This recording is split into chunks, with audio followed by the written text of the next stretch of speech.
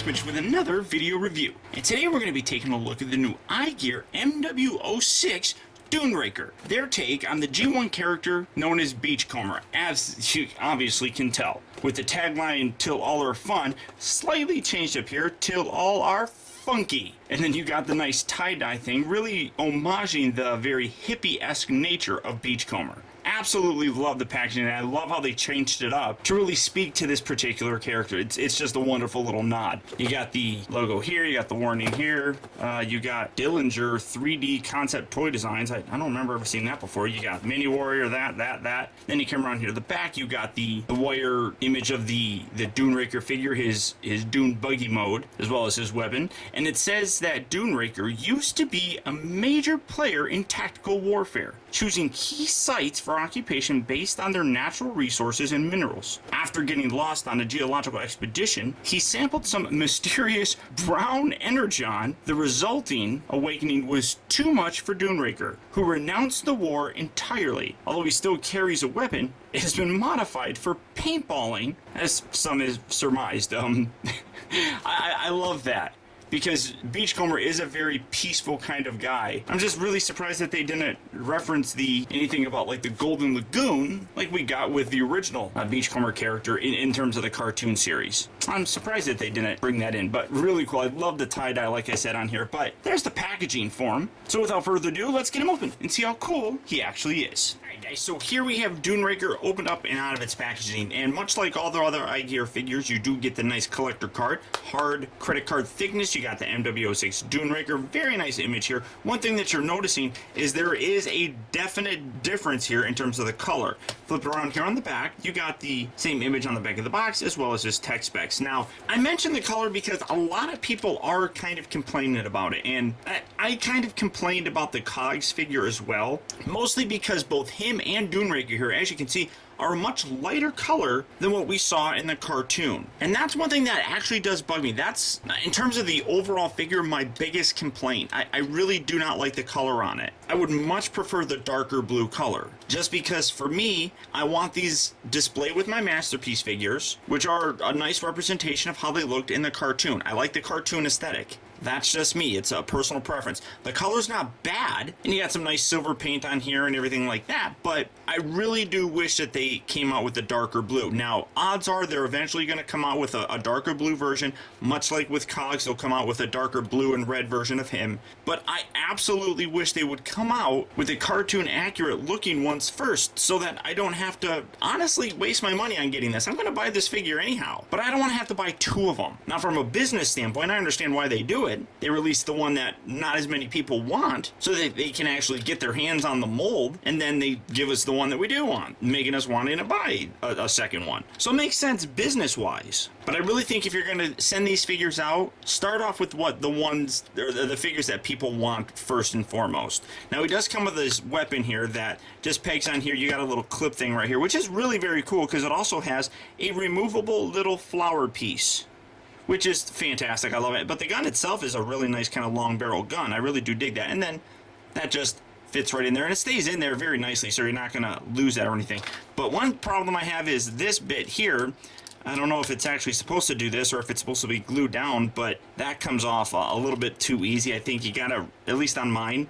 Now, my biggest problem is that the QC on this figure is really very limited. I mean, you can see a very nice looking Doom buggy mode. He rolls very nicely. This mode's perfectly fine. Have no issues with this at all, other than obviously the color. Now, to transform him, a very simple transformation. You just take this. Well, first you wanna lift these up like so.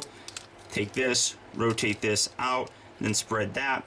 Take these arms here, you're going to extend these out, straighten this section, rotate this around. Oh, what is that? I don't know, that's a little pin right there. And then do that on this side as well. You're going to rotate that around like so. Take this back section, rotate this all the way back. That just sits right there, and then you got his head.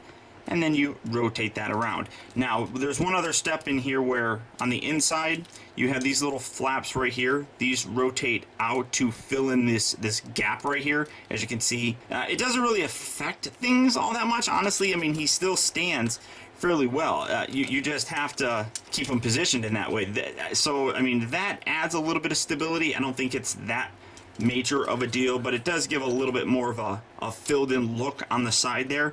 But here you have Duneraker in his robot mode. Now, for me, the color is a big problem. First of all, very, very light blue. I don't particularly like it.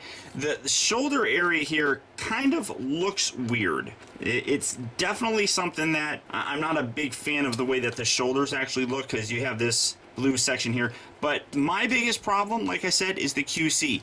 This is absolutely floppy loose. Now, you can, when you go like this, if you bring it down and actually hook this little bit right here on the gray bit, it'll stay up.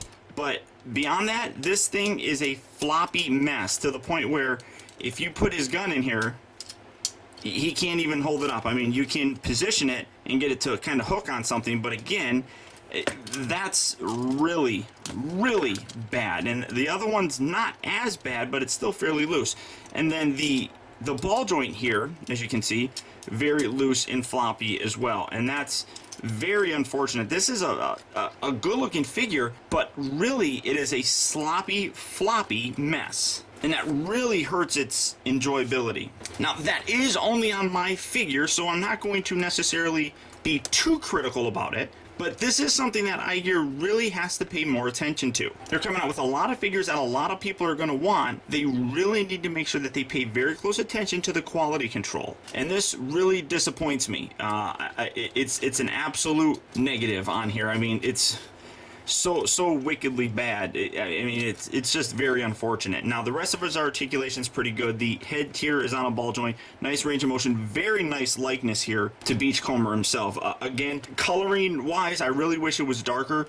He does rotate here at the shoulder, and he sort of moves in and out. That's the only in and out motion that you're going to get really from him. Now, he does have kind of a dual elbow thing going on here. He's got this. Maybe if I go like that, it looks a little bit better. I guess that looks a little bit better, but his arms are really kind of in tight, I suppose. I guess it's personal preference, I suppose. But so you have that joint right there. You got a ball joint here at the elbow itself. He does rotate at the waist. Hips are on a ball joint. That's easily fixed. This, I don't know how I can fix this, honestly.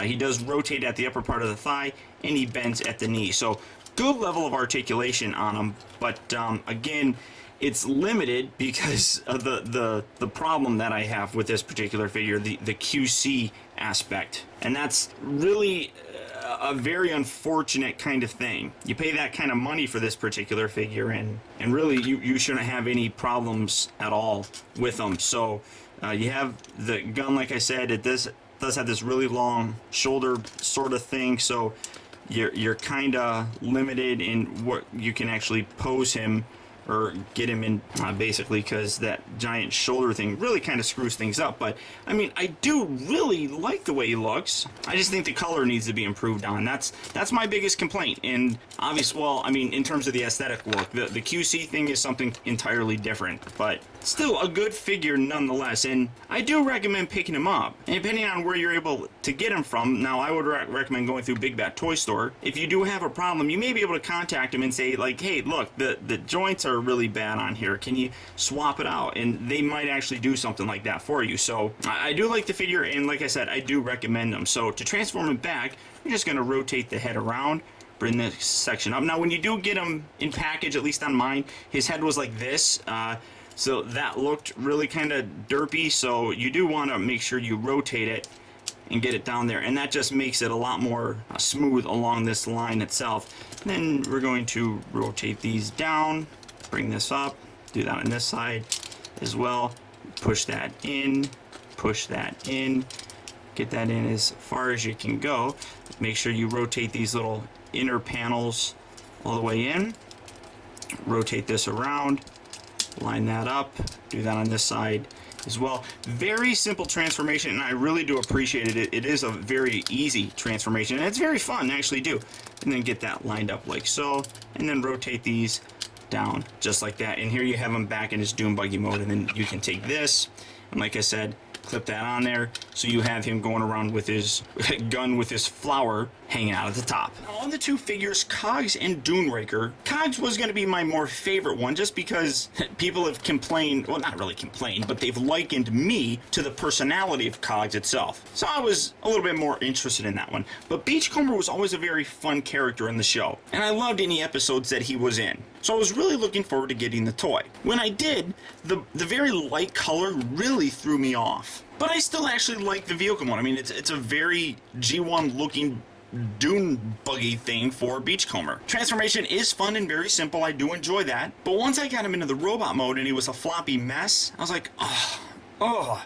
It was like my heart sank because it just gave me another thing to really kind of complain about, and I really didn't want to complain. Fortunately, I have some other friends that have gotten this, and that's not necessarily the problem in terms of the floppiness. It's just so much of a distraction, I guess, on mine that it's really kind of, like I said, bumming me out. But I am happy to report that it's not a widespread problem. The color still does throw me off, and I really do wish it was a darker blue, to the point where when they eventually do release a darker blue version, I will try to sell this one, get some of my money back, and then use that to buy the new darker blue one. That's just really what I personally want for my collection. But really, that is about it for this guy. Now, if you are interested in picking up, go ahead and click on the link down in the video description. You'll go to Big Bad Toy Store. You'll be able to pick up this guy as well as the rest of the iGear stuff. And as I said, that's about it. So I hope you enjoyed your look at the new iGear MW-06 Duneraker. And until next time, this has been Optibotimus. Keep in touch with me. Find out recent purchases as well as all upcoming video reviews all at facebook.com/teambotimus, and follow me over on Twitter at twitter.com/optibotimus.